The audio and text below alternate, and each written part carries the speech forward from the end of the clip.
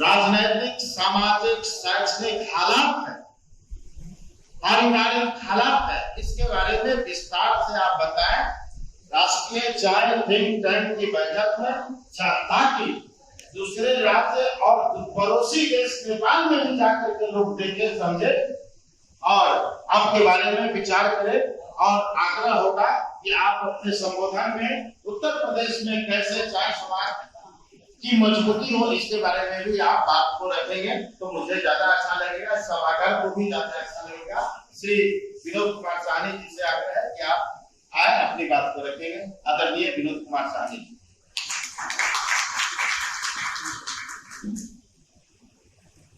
सबसे पहले चाई निषाद समाज में जन्मे कुल देवता, संत, महापुरुष एवं वरिष्ठ सामाजिक चिंतक जनों के चरणों में वंदन अभिनंदन करता हूँ और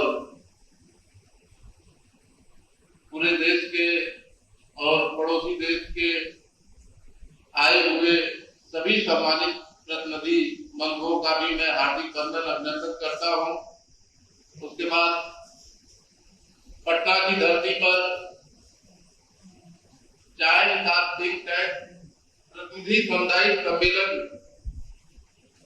कार्यक्रम के सफल आयोजन के लिए मैं जेडीयू के प्रवक्ता श्री अरविंद निषाद जी का बहुत बहुत हार्दिक धन्यवाद और अभिनंदन करता हूं कि आपके पहल से आज इतने सारे समाज के कोई मूल इकट्ठा हुए हैं। आपने इन मोतियों को अपने अथक प्रयास से चुन चुन के आज जो एक मंच पे आमने सामने रूबरू कराया है, इससे आशा ही नहीं पूर्ण विश्वास मन में हिलोरे ले रहा है कि अब वह दिन दूर नहीं, हमारे चाय निषाद समाज का भी दिशा और दशा जरूर बेहतर होगी। अभी बहुत अच्छा समाज के बारे में हमारी बहन गांगुली सरकार ने बताया और बहुत मार्मिक बात कहा कि मैं अपने जात की बात करूंगी। सबसे पहले मेरे लिए मेरी जाति है। तो साथियों, मैं उत्तर प्रदेश का रहने वाला हूँ और कुछ ऊंची जातियों के लोगों से कई बार मेरी आमने सामने बात हुई तो कहने लगे कि आप हमेशा अपने एक जाति की बात करते हैं। तो हमने कहा, बाबूजी ये बताइए कि जब सभी जातियां एक साथ आजाद हुई, एक साथ भारत देश में रह रहे थे, एक साथ हम गुलाम थे, एक साथ आजाद हुए, तो ऐसा क्या हुआ कि आप लोग आगे निकल गए और हमारी जाति पीछे रह गई? तो हम पीछे हैं, हम उस दलदल में धंधे हैं, तो हम पहले अपने को निकाले, तब हम दूसरे के बारे में सोचेंगे और हमसे पीछे कोई है नहीं। तो हम इसलिए अपनी जाति की बात ज्यादा करते हैं क्योंकि ज्यादा लूटे पीटे, सताए गए और सामाजिक शैक्षिक रूप से पिछड़े हम ही रह गए। हमने कहा कि अगर मुझसे कोई गलती हो जाती है तो आप मेरा नाम लेके गाली देते हैं, उससे ज्यादा आप गुस्सा होते हैं तो मेरे बाप का भी नाम लेके गाली देते हैं। मुझे बुरा नहीं लगता है क्योंकि गलती हुई है मुझसे, लेकिन जब आप मेरे जाति का नाम लेके गाली देते हैं तो बहुत बुरा लगता है। इसलिए हम अपने जाति को आगे बढ़ाना चाहते हैं, अपने जाति के लोगों को इस काबिल बनाना चाहते हैं कि आप जब भी गलती मुझसे हो तो मुझे गाली दीजिए, मेरे जाति को गाली मत दीजिए। वो हमें क्यों गाली दी जाती है? क्योंकि हमारे समाज में बड़े बड़े अधिकारी, बड़े बड़े अफसर और पावरदार लीडर नहीं है, हमारे गॉडफादर नहीं है। जिस दिन हम सरकारी तंत्र में अधिकारी, कर्मचारी और राजनीति में बराबर के हिस्सेदार हो जाएंगे, किसी की औकात नहीं है कि हमें जाति के नाम से गाली देंगे। तो मैं क्यों न करूं अपनी जाति की बात? गाली देना होता है तो आपको बहुत आसान होता है, हमारे जाति का नाम लेके गाली दे देते हैं। तो मेरे जाति के हिस्से का हक अधिकार भी दे दीजिए हमें। केवल हम लोग गाली खाने के लिए थोड़े ना बने हैं। तो अब जहां तक सवाल है कि देश, देखिए आप लोगों को मैं भारत की बात बताता हूं। 1945 में पूरा देश आजाद हुआ। निसार समाज, जो चाई समाज है, जिसे मल्लाह समाज भी कहा जाता है, ये 1952 में आजाद हुआ। सन 1857 की पहली क्रांति, ऐसे तो कहा जाता है कि मंगल पांडे ने की थी, लेकिन नहीं, उससे पहले आप सभी लोगों ने पढ़ा होगा सीता मांझी जो झारखंड के थे, उन्होंने किया था। 3 धनुष से धनुष से लड़े थे अंग्रेजों से। उसके बाद कानपुर सती चौरा घाट से अंग्रेजों के बटालियन को लेकर के कलकत्ता जा रहा था। तो हमारे देश के लोगों ने कहा मल्लाह समाज से कि आप लोग अंग्रेजों की मदद कर रहे हैं, ये हमारे समाज को लूट रहे हैं। तो हमारे मल्लाह समाज के लोगों ने कहा अंग्रेजों से कि बाबूजी, अभी गंगा में पानी कम है और पानी 1 महीने के बाद में, सावन के महीने में जब भरपूर रहेगा, तो हम आपको फुल स्पीड में बहुत जल्दी जो है कलकत्ता पहुंचा देंगे। अभी पानी कम है, कहीं कहीं रास्ते में पहाड़ी है और कहीं पत्थर लग गया, नाव फट जाएगी तो दुर्घटना हो सकती है। अंग्रेज मान गए।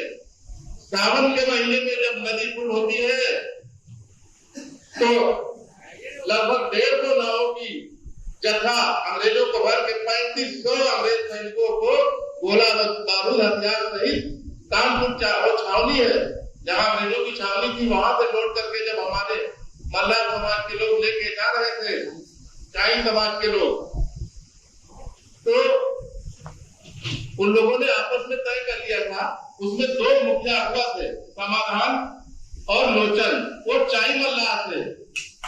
तो उन लोगों ने कहा कि ये कक्षा जब हम बीच मैदान में पहुंचेंगे और जब सर से खोल के और ऐसे से हिलाएंगे तो आप सभी कुल्हाड़ी लेके नाव को फाड़ देना नीचे से और तुम लोग तैर के हम लोग निकल जाएंगे।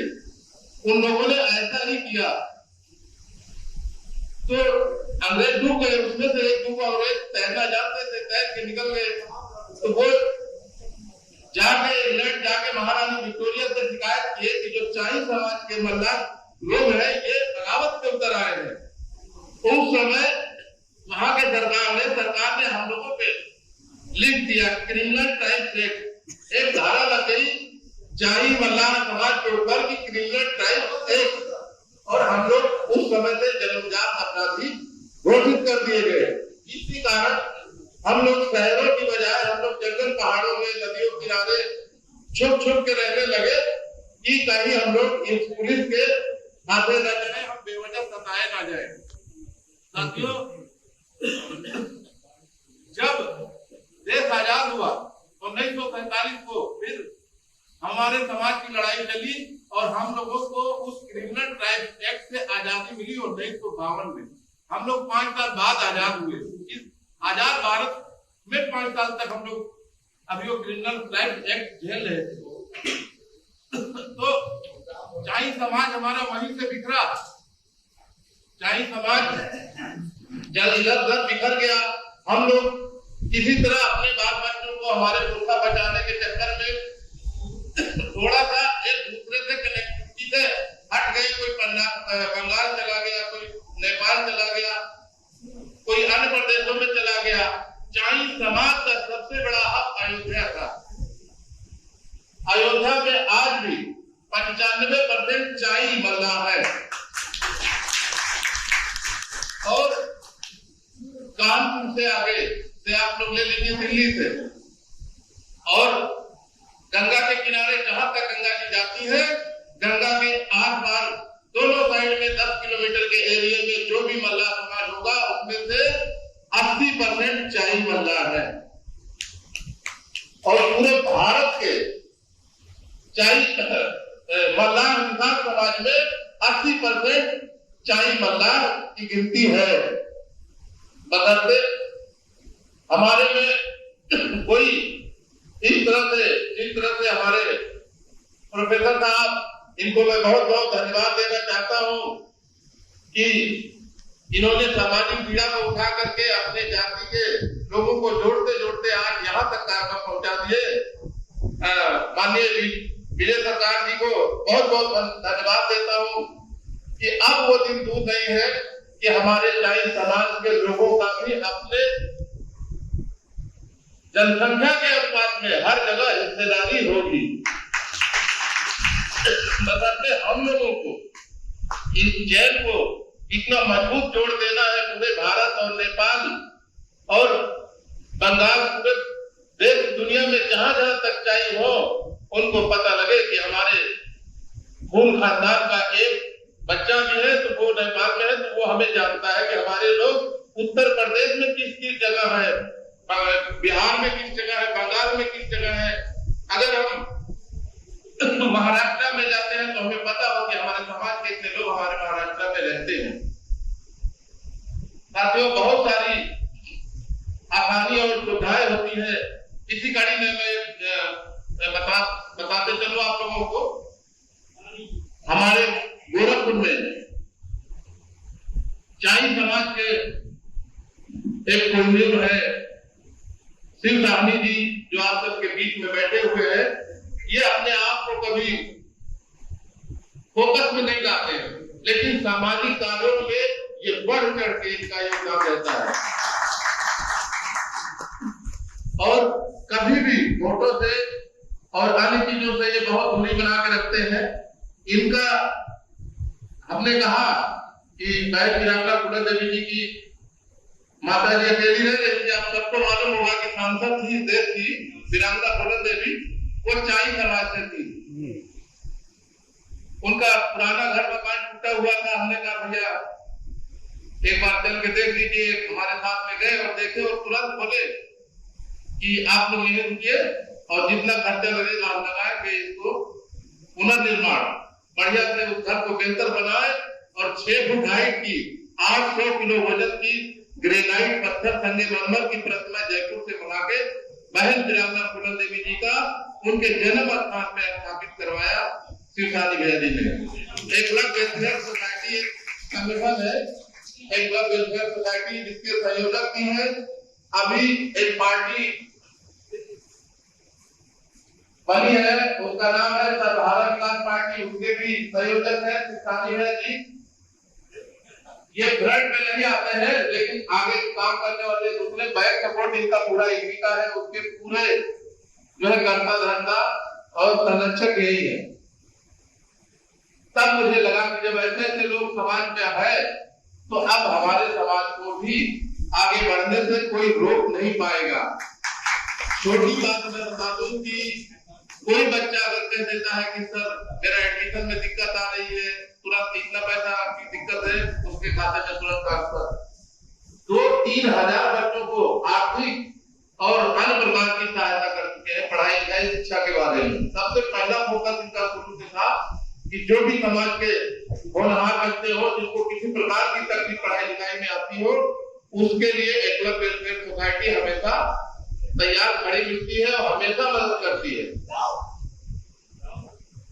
एक बार मन में आया, भैया कहने लगे कि हम तो पूरे समाज की बात करते हैं। हमने कहा कि देखिए, जब हमारे घर में अगर कोई होनहार बच्चा पैदा हो गया तो शादी के लिए दूसरे समाज के लोग भी आ जाते हैं, लेकिन एक बच्चा अगर ज्यादा कमजोर हो गया तो यही समाज अपनी बेटी देता है, कोई समाज देता नहीं है।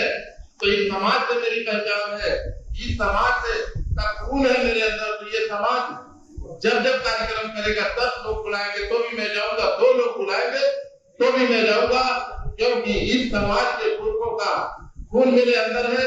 मैं कर्जदार हूँ। मैं हमेशा हमेशा अपने समाज के साथ रहूंगा। समाज के बाहर जब मौका मिलेगा तो जाऊंगा, लेकिन पहला फोकस मेरा मेरे अपने समाज के लिए है। और इन्हीं सब बातों के साथ मैं अपनी बात को खत्म करते हुए एक बार नारा लगा, जय चाई समाज।